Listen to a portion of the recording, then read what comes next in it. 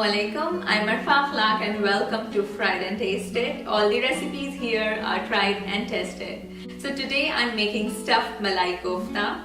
Malai kofta is an Indian gravy which has potato and cottage cheese balls known as kofta swimming in an onion and tomato based gravy.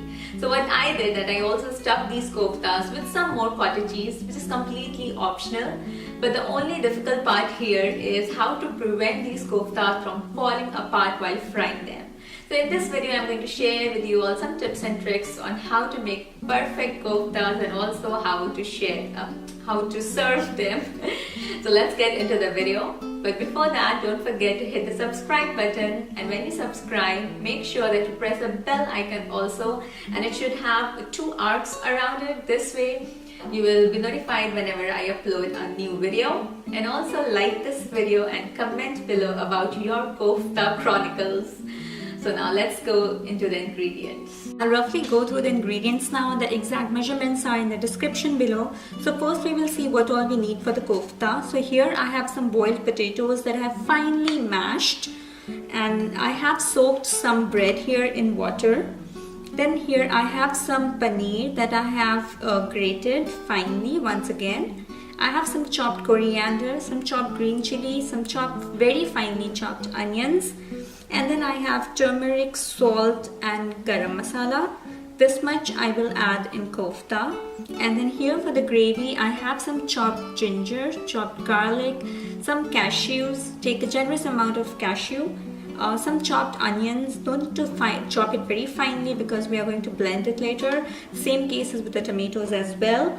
And then I have some cream. I have cumin seeds, red chili powder, garam masala powder, salt and turmeric for all these as well. So I'll start with mashed potatoes. Make sure that there are no chunks in it at all. And in it I'm adding the soaked bread from which I have squeezed out all the excess water. And next in it I'm adding this turmeric powder, some garam masala powder, salt. We'll be adding salt in the gravy also, so just be mindful of it. And then this finely chopped onion, chopped green chili, half of the grated paneer and coriander. I'm sorry, the focus was out. And then just mix everything with the help of a spatula. You can also use your hand at this point. The mixture is ready and it is very sticky, so I'm just greasing my palms with little bit oil, and then I'm taking small amount of mixture in my palm and start giving it a spherical shape. Make an indentation and fill some of the grated paneer inside it, and then bind the edges tightly so that nothing comes out while frying. Take your time for this step. Put a little pressure from your palms to make it even tighter, because the tighter it is, it will be better for it while frying. It might take around 1 minute to make one kofta. All the koftas are ready here, and now I'm going to fry them. In a wok on medium flame, I have taken some oil, and in it if you put a wooden spoon, the oil around it will start sizzling. It means it is hot enough. And now I'm placing just one kofta first, and I will not touch it or flip it at all. I'm only splashing hot oil on top of the koftas without actually touching it, and I always recommend to do this one kofta test to make sure that you have Allah's blessing on that day to make kofta. In case if it starts falling apart, dip it in some cornstarch and water mixture and start frying again. Flip it only once it is golden from one side. Again, splash only hot oil on top of it without actually touching it, and take it out once it is golden from all the sides. And now I'm confident enough to fry rest of the koftas. Do not add more than 4 to 5 koftas at a time, and again do not touch it, just splash hot oil on top of it. Flip it once they are golden. You'll be tempted so much to toss it around in the oil, but don't do it. And take them out once they are golden and crispy from all the sides, and repeat the same process for rest of the koftas as well.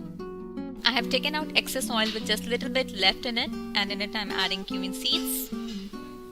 When it starts to sizzle, add turmeric powder along with chopped ginger and garlic and saute it for 1 minute.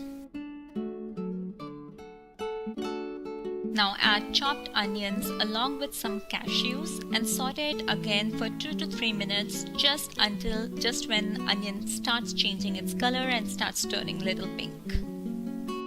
And now add red chili powder. You can also use green chili or adjust it according to your taste, and also some salt.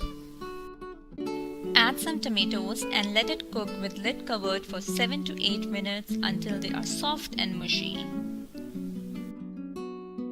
The tomatoes are completely cooked, and now I'll simply turn off the flame, let the mixture cool down completely, and then blend it.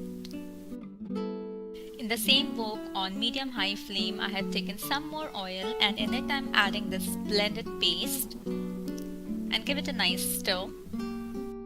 And now lower the flame to medium, cover and cook for another 12 to 15 minutes until all the moisture is evaporated and the oil comes on top. Look at the beautiful color of the gravy, and you can see that the oil has come on top and all the moisture is evaporated. Give it a nice mix. Crank up the heat again and add some water in it to adjust the consistency of the gravy and bring it to a boil. Add some cream and mix again. Add some garam masala and cook it for just 2 to 3 minutes more until all the flavors are well combined.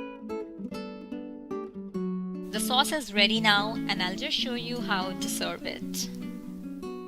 Take the sauce in the serving bowl and then place the koftas on top of it. This way the koftas will never turn soggy, and just garnish with some more cottage cheese on top and some cream if you prefer.